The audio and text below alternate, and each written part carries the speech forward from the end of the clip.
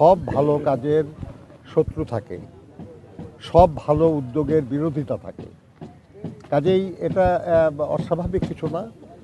আমাদের শহীদ হাদির ঘটনাটাও এরই অংশ, যে যারাই দেশের জন্য, দেশের স্বাধীনতা সার্বভৌমত্বের জন্য এবং দেশের কল্যাণের জন্য কাজ করতে চায়, তাদেরও শত্রু থাকে এবং সে শত্রুরা চেষ্টা করে যাতে এই ভালো কাজের, মঙ্গলময় কাজের গতি থামানো না গেলেও যেন ধীরও করা যায়। কিন্তু আমি বিশ্বাস করি যে দেশের মানুষ তারা আন্দোলন সংগ্রামে পুড়ে খাঁটি সোনা হয়ে গেছে।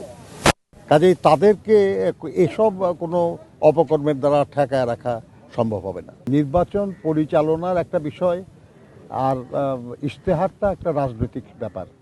এটার জন্য আলাদা একটা টিম কাজ করছে। আমার ধারণা খুব শিগগিরই হবে, কিন্তু এটা নির্বাচন পরিচালনা কমিটির কাজ। আবার বলি আপনাকে যে আমরা নির্বাচন পরিচালনা কমিটিতে যারা কাজ করছি তারা মূলত নির্বাচনের যে কর্মকাণ্ড, সেই কর্মকাণ্ড পরিচালনার দায়িত্ব। দলের মধ্যে যারা দলের সিদ্ধান্তের বাইরে যারা প্রার্থী হয়েছে সেটাকে দেখা, সে ব্যাপারে ব্যবস্থা নেওয়ার দায়িত্ব কিন্তু দলের, নির্বাচন পরিচালনা কমিটি। যে দেখেন, আমাদের মতো একটা এত বড় দলে যোগ্য প্রার্থী প্রচুর।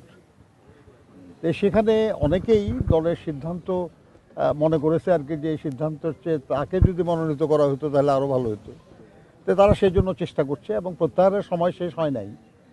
আমরা আহ্বান জানিয়েছি তাদেরকে যে দলের সিদ্ধান্তের প্রতি যেন তারা শ্রদ্ধাশীল হয়ে তারা মনোনয়নপত্র প্রত্যাহার করেন। আমরা আশা করছি যে তারা প্রত্যাহার করবেন। অনেকেই অলরেডি প্রত্যাহার করার কথা জানিয়েছেন আমাদেরকে। তো সেই জন্য আমি মনে করি আর কি, যে প্রত্যাহার করার সময়ের মধ্যেই এই পরিস্থিতির অনেক উন্নতি হয়ে যাবে।